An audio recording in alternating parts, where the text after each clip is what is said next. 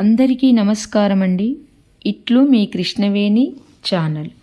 ముక్కోటి ఏకాదశి, దీనినే వైకుంఠ ఏకాదశి అని కూడా అంటారు. వైకుంఠ ఏకాదశి నాడు ఉత్తర ద్వారం గుండా దర్శనం చేసుకుంటే వైకుంఠం ప్రాప్తిస్తుందని, ముక్తి లభిస్తుందని ఎందుకంటారో చాలా కథలు ఉన్నాయండి. దానిలో ఒక కథను తెలుసుకుందాము. మనకు ఏడాదికి 24 ఏకాదశులు వస్తాయి. సూర్యుడు ఉత్తరాయణానికి మారే ముందు వచ్చే ధనుర్మాస శుద్ధ ఏకాదశినే వైకుంఠ ఏకాదశి లేదా ముక్కోటి ఏకాదశి అని అంటారు.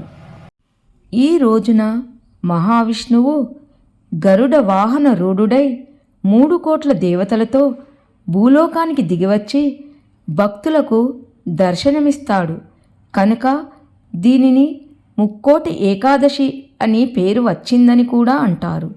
ఈ ఒక్క ఏకాదశి 3 కోట్ల ఏకాదశులతో సమానమైన పవిత్రతను సంతరించుకున్నందువలన దీన్ని ముక్కోటి ఏకాదశి అంటారని కూడా చెబుతారు.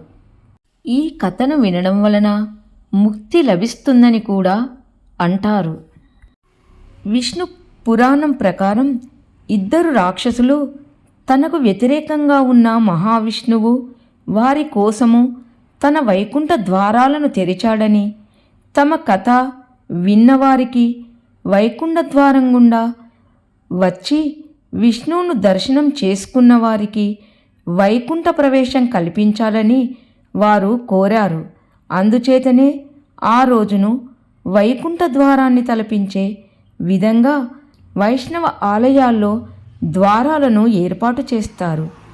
వైకుంఠ ఏకాదశి నాడు ఎవరైతే ఉత్తర ద్వారం గుండా వచ్చి విష్ణు స్వరూపాన్ని చూసిన వారికి వైకుంఠము ముక్తి ప్రసాదించమని ఆ రాక్షసులు కోరారు. అందుకని ఈ రోజున ఉత్తర ద్వారం గుండా విష్ణుమూర్తిని దర్శించుకొని ఈ కథను విన్నవారికి ముక్తి లభిస్తుందని అంటారు. ఇప్పుడు కథ. శ్రీహరి యోగ నిద్ర ముద్రితుడై ఉండగా ఒకనాడు అతని 2 చెవుల నుండి 2 రాక్షసులు జన్మించారు. వారే మధుకైటబులు. వారిద్దరూ కొన్ని వేల సంవత్సరాలు తపస్సు చేసి పరమేశ్వరిని ప్రసన్నం చేసుకున్నారు. తమకు మరణం లేని జీవితాన్ని వరముగా ఇమ్మని దేవిని ప్రార్థించారు. పుట్టినవానికి మరణం తప్పదని కనుక ఆ వరం ఇవ్వడం అసాధ్యమని జగన్మాత చెప్పింది. అలా అయితే మేము ఎప్పుడు మరణించాలని కోరుకుంటామో అప్పుడే మాకు మరణం వచ్చే విధముగా వరము ఇవ్వుమని వారు అమ్మను ప్రార్థించారు. అమ్మ తదాస్తు అని దీవించి అంతర్ధానము అయ్యింది. స్వచ్ఛంద మరణము అనే వరం పొంది యుక్తితో విజయం సాధించామని, తమకు మరణం కావాలని తామే కోరుకోవడం అసంభవం కనుక తాము మృత్యువును జయించినట్లే అని విర్రవీగి మధుకైటబులు విజృంభించసాగారు. అన్ని లోకాలపై దండయాత్రలు చేస్తూ వీర విహారం ప్రారంభించారు. సజ్జనులను బాధిస్తూ లోక కంటకులై ప్రవర్తించారు. ఒకనాడు మధుకైటబులు బ్రహ్మపై దండెత్తారు. ప్రళయకాలములో అంతా జలమయము కాగా మహావిష్ణువు నాభి కమలము నుండి ఆవిర్భవించిన బ్రహ్మను సమీపించి వరగర్వముతో మధుకైటబులు, బ్రహ్మదేవ, చేతనైతే మాతో యుద్ధము చెయ్యు, లేకపోతే నీ ఓటమిని అంగీకరించి మాకు లొంగిపో, ఈ పద్మాన్ని విడిచి పారిపో అని హెచ్చరించారు. వారితో పోరాడలేని బ్రహ్మ పద్మనాళములో దూరి 5000 సంవత్సరాలు ప్రయాణము చేసి విష్ణువును చేరుకున్నాడు.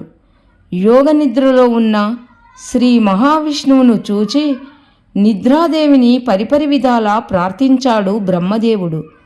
విష్ణువునకు మెలకువ వచ్చింది. కన్నులు తెరిచిన విష్ణువు సంగతి తెలుసుకునేలోగానే మధుకైటబులు బ్రహ్మను వెంబడిస్తూ అక్కడికి వచ్చారు.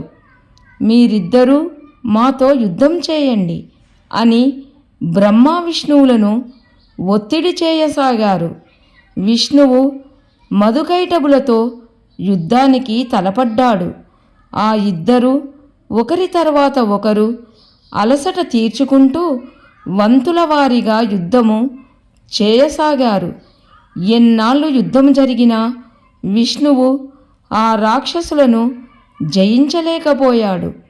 పైగా తానే అలసిపోవడం గమనించి వారు సామాన్యులు కారని, తనతో ఇంతకాలం యుద్ధం చేసి చావకుండా బ్రతికిన వారు వరప్రభావం వలన గర్వితులని గ్రహించాడు. జగన్మాతను ప్రార్థించాడు. తల్లి, సృష్టి స్థితి లయకారిణి, నీ మహిమను గుర్తించలేక ఈ రాక్షసులను నేనే సంహరింపగలను అని అనుకున్నాను. నీ అనుగ్రహం వల్లనే అది సాధ్యమని ఇప్పుడు తెలుసుకున్నాను. వారిని వధించే ఉపాయము చెప్పి నన్ను అనుగ్రహించు అని చేతులు జోడించాడు మహావిష్ణువు. జగన్మాత ప్రత్యక్షమై, మహావిష్ణువు, ఈ రాక్షసులు నా వల్ల స్వచ్ఛంద మరణాన్ని వరముగా పొందారు. తామంతట తాము మరణించాలని వారు కోరుకుంటే గాని వారికి మరణం రాదు. కనుక నీవు వారిని యుద్ధానికి ఆహ్వానించు. నీ పరాక్రమానికి మెచ్చాను. మీకొక వరం ఇస్తాను, కోరుకోండి అని వారిని అడుగు. ఆ తర్వాత కథ అంతా నేను నడిపిస్తాను అని అభయమిచ్చింది జగన్మాత. జగన్మాత ఆదేశాన్ని శిరసా వహించి శ్రీ మహావిష్ణువు మధుకైటబులను పిలిచి వరము కోరుకోమన్నాడు. వరగర్వముతో ఆ రాక్షసులు విష్ణువును హేళన చేశారు. మా చేతిలో ఓటమిని పొందిన నువ్వు మాకు వరమిచ్చేదేమిటి? మేమే నీకు వరాన్ని ఇస్తాము, అనుగ్రహిస్తాము, కోరుకో అని ప్రగల్భంగా పలికారు. అలా అయితే నా చేతిలో మీరిద్దరూ మరణించేటట్లుగా వరమివ్వండి అని విష్ణువు అడిగాడు. అప్పుడు మధుకైటబులు తమ తొందరపాటుకు చింతించినా సరే అనక తప్పలేదు. అలాగే నీ చేతిలో మరణిస్తాము అని వరమిస్తున్నాము. కానీ ఈ సముద్ర జలంపై యుద్ధం ఎలా సాగుతుంది? ఎక్కడైనా భూమిని చూపించు. భూమిపై యుద్ధం చేసి మమ్ములను సంవరించు అన్నారు ఆ రాక్షసులు. ఈ వంకతో తప్పించుకుందామని వాళ్ళ యొక్క దురాలోచన. అప్పుడు విష్ణువు తన తోడను పెంచి సముద్ర జలంపై విస్తరింపచేసి తన ఊరువునే భూమిగా చూపి మధుకైటబులతో యుద్ధము చేసి వారిని సంహరించాడు. మధుకైటబుల శరీరాలలోని మేధస్సు ఆ ప్రదేశమంతా వ్యాపించడం వల్ల మేదిని అని విష్ణువు ఊరు భాగము చేత పరివ్యాప్తమైనందువల్ల ఉర్వి అని భూమికి పేర్లు వచ్చాయి. రాక్షసుల రక్త మాంసాదులతో నిండినందువల్ల భూమికి ఆనాటి నుండి అభక్ష అని పేరు కూడా వచ్చింది. జగన్మాత అనుగ్రహంతో స్వచ్ఛంద మరణం వరంగా పొంది కూడా సత్ప్రవర్తన లేక వరబల గర్వితులై దురాగతాలు చేసి లోకకంటకులైన మధుకైటబులు అహంకారముతో విర్రవీగి తమ మరణాన్ని తామే కోరి తెచ్చుకున్నవారు అయ్యారు.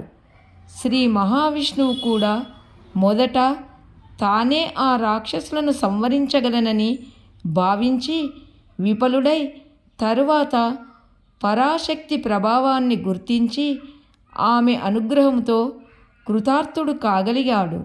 సర్వ జగద్రక్షుడైన విష్ణువునకు కూడా అలసట కలగడం, ఆ ఇద్దరు రాక్షసులను వధించలేకపోవడం జగన్మాత మాయావిలాసం తప్ప వేరు కాదని వివరిస్తూ సూతుడు శౌనకాది మునులకు ఈ వృత్తాంతాన్ని వినిపించాడు. మధుకైటబులను సంవరించినది మహావిష్ణువే అయినా సంవరింపచేసినది దేవియే కనుక ఆ జగన్మాతకు మధుకైటభ మర్దని అనే పేరు కూడా వచ్చింది. విష్ణు పురాణం ప్రకారం ఇద్దరు రాక్షసులు తనకు వ్యతిరేకంగా ఉన్న మహావిష్ణువు వారి కోసం తన వైకుంఠ ద్వారాలను తెరిచాడని, తమ కథ విని వైకుంఠ ద్వారం గుండా వస్తున్న విష్ణు స్వరూపాన్ని చూసిన వారికి వైకుంఠ ప్రవేశం కల్పించాలని వారు కోరారు. వీడియో నచ్చితే లైక్ చేయండి. అందరికీ ధన్యవాదములు.